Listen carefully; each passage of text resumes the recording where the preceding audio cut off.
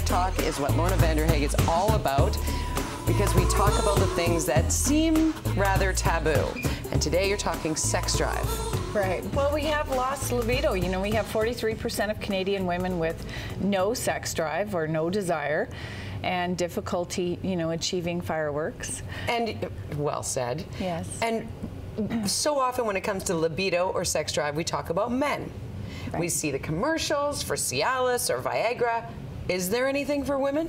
Well, there are things for women, absolutely, and we have to remember that sex drive starts outside of the bedroom for women, so it's a little more challenging than for men.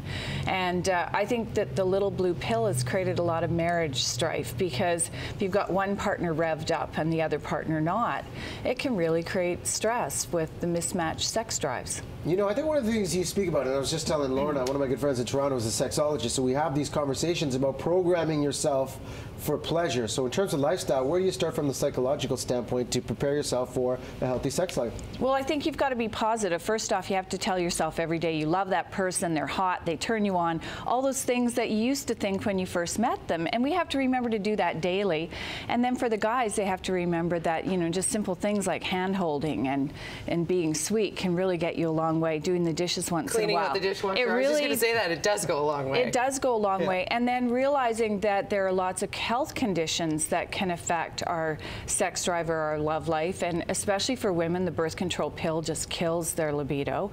Over-the-counter pain medications. In men, high blood pressure drugs. So lots of drugs are affecting libido. And then things like cardiovascular disease and high blood pressure, because remember, it's all about whether or not your pipes are all nice and clean to make things work better.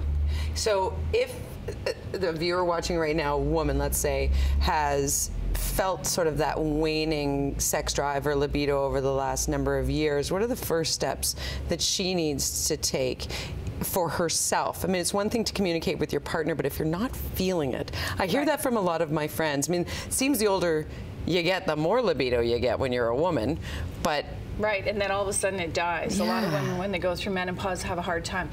Go to your doctor, because the Canadian Medical Journal actually had an article to doctors saying that asking their patients about a healthy sex life was like asking them about their blood pressure or other conditions, because it's an indicator of overall health. And they find that people with different conditions, whether it be depression, because antidepressants also kill your libido. So go to the doctor first if it's a big one. If you can't go there, you know, we've got lots of nutrients that have actually been researched in women for enhancing libido. Really? And yeah, we think about only the guys, but there are, and the little blue pill for women is called Uricoma longifolia. It's a Malaysian ginseng. The Malaysian government's been doing research on this to get us thinking about it again, and to get that zing back, and to give us, you know, better, stronger fireworks at the end. See people PVRing this and rewinding it. Can you say that again? It's a very interesting, it's called Uricoma longifolia.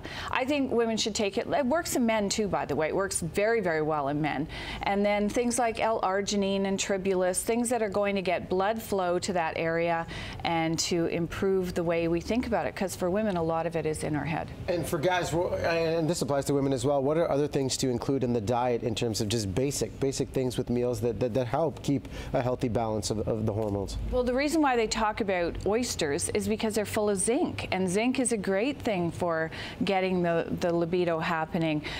Meats are also good because they're full of L-arginine that make things happen, but having a healthy cardiovascular system is the key. That's why developing diabetes, gaining weight, and having high blood pressure and heart disease kill your libido, is because all of your cardiovascular system has to fill up with blood in order for us to have desire, and when the pipes are all clogged up, things don't work very well. Do you find people are still talking about, like, that's a great point that you say, you know, with your girls, they're saying they're losing their sex drive, but within the couples, are they having that healthy discussion of saying, you know, something's off? Because it's so easy to take it personally and say, well, my partner's not attracted to me, it's something I'm doing. Right. Are the discussions happening? No, I don't think people are talking to each other. I think it's a touchy subject, you know, and when I talk to lots and lots of women about this, and they're like, like, oh, my partner's just not really interested. I can tell you your partner's interested because we're all interested. Yeah. Everybody wants a healthy sex life. It's fear too, you know, when you haven't done it for a long time, it's frightening to get back into it. So,